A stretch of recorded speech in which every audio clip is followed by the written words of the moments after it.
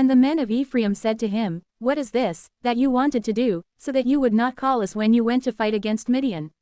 And they rebuked him strongly, and came close to using violence. And he responded to them, "But what could I have done that would be so great as what you have done? Is not one bunch of grapes of Ephraim better than the vintages of Abiezer?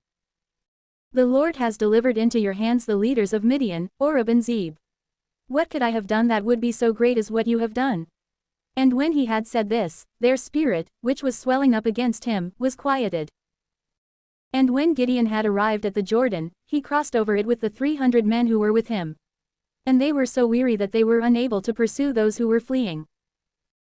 And he said to the men of Succoth, "I beg you, give bread to the people who are with me, for they are greatly weakened, so that we may be able to pursue Zebah and Zalmunna, the kings of Midian." The leaders of Succoth answered, "Perhaps the palms of the hands of Zebah and Zalmunna are in your hand, and for this reason you request that we give bread to your army."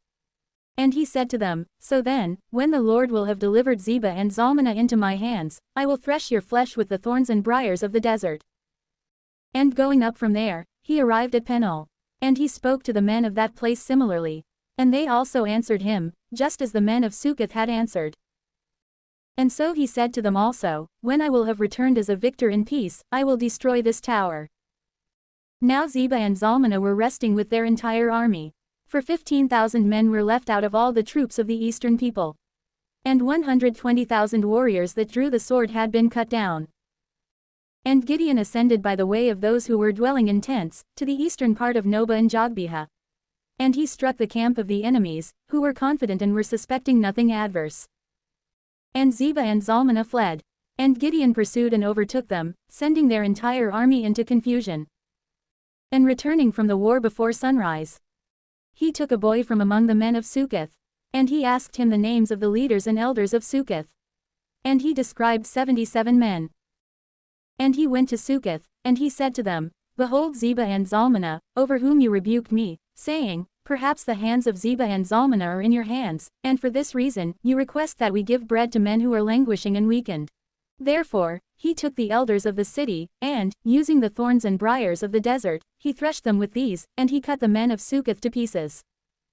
He also overturned the tower of Penuel, and he killed the men of the city. And he said to Zebah and Zalmunna, "What kind of men were those whom you killed at Tabor?" They responded, "They were like you, and one of them was like the son of a king." He answered them, "They were my brothers, the sons of my mother. As the Lord lives, if you had preserved them, I would not kill you." And he said to Jether, his firstborn son, "Rise up, and put them to death."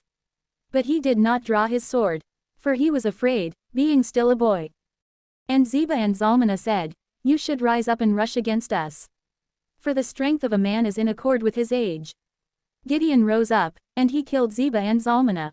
And he took the ornaments and studs, with which the necks of the royal camels are usually adorned. And all the men of Israel said to Gideon, "You should rule over us, and your son, and your son's son. For you freed us from the hand of Midian." And he said to them, "I will not rule over you. Neither shall my son rule over you. Instead, the Lord shall rule over you."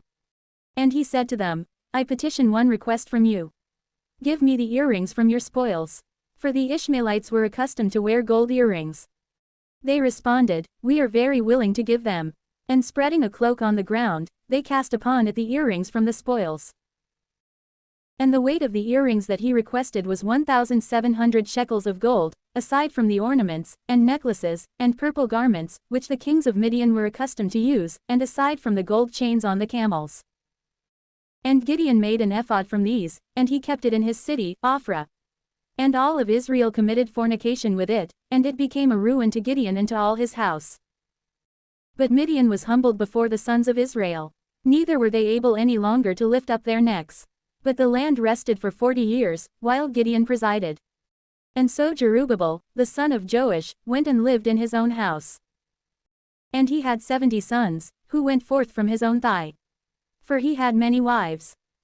But his concubine, whom he had in Shechem, bore him a son named Abimelech.